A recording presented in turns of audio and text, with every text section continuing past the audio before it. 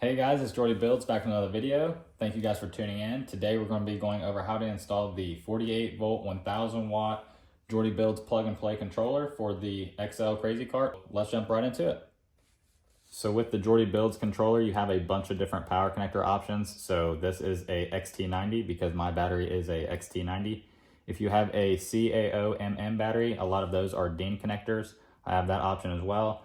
I have like 3 or 4 other options, and then the controller comes with a on-off switch adapter. That way you can utilize the stock on-off switch, so you don't have to worry about a key or anything like that. Just take out your stock controller, unhook it from the on-off switch as well as the charge port, and then take the 2 Phillips screws out of either side of the controller and save these because you can actually remount my controller with the same screws in the same location.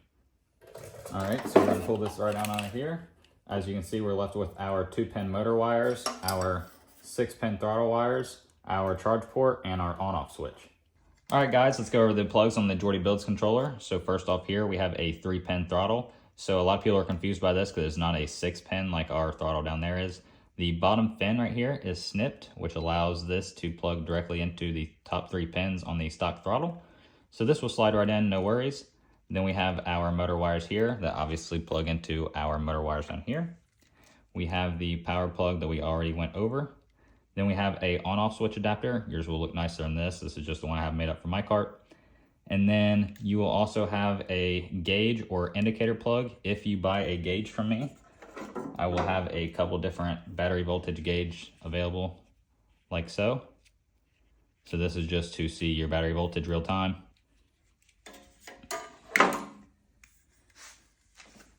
And then I do not set up these controllers to use the charge ports because on the charge port here, the pins are flipped compared to the charge port on the controller.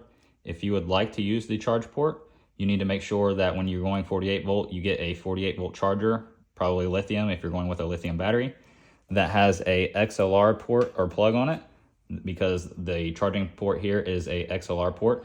And then you need to flip the pins around in here. That way the black and red line up with the charge port on the controller.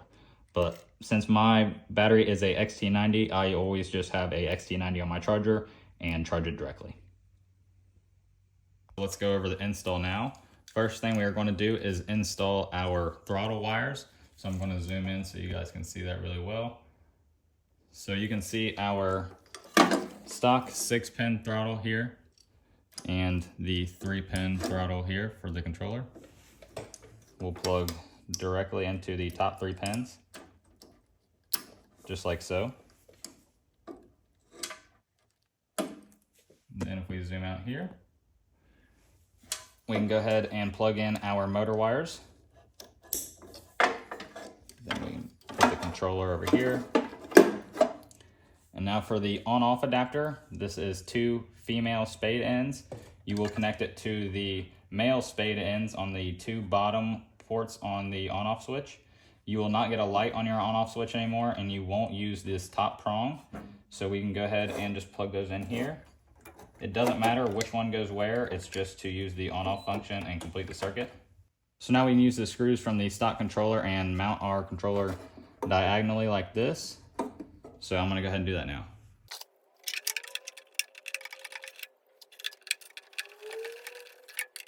Now I'm going to put in my battery, just have a little bit of foam around it here. This is a 48 volt 20 amp hour battery. This battery particularly is not being made anymore, so I can't link you this battery. I can't link you this battery specifically, but there is a lot of 48 volt lithium batteries out there. Just make sure you do your research because there's also a lot of junk ones out there. So you can see my XT90 end on my battery here. So we can actually use the stock tie down and tie down this foam to my battery, and now there will not be any vibrations or any metal pressing up against my battery. So I'm gonna go ahead and do that now too.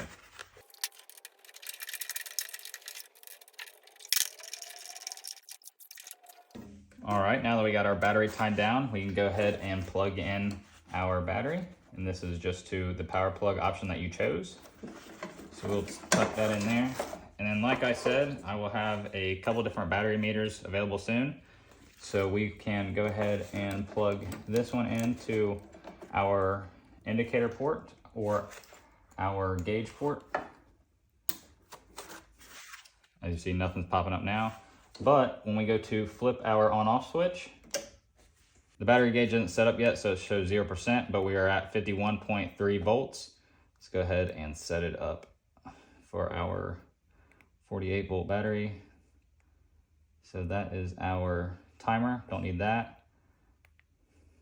All right, so for my low voltage, for my 48 volt battery, these sag a little bit, so I'm gonna set mine to 40. And then we'll do charge is 50, we'll do 53.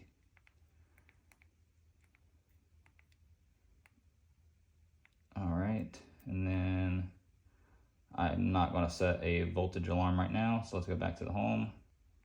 All right, so as you can see here, we are at 85%, 51.1 volts, and now we are ready to rip. So that's how you install a Jordy Builds controller, guys. I really hope you liked the video. I hope you liked the product. Link will be in the description for the controller as well as the gauges that I have available. If you have any other questions, there's a contact form on my website, or just leave the comments down below. You can also reach out to my email at jordybuildsyt@gmail.com. So again, thank you guys for watching. I hope you enjoyed, and ride safe.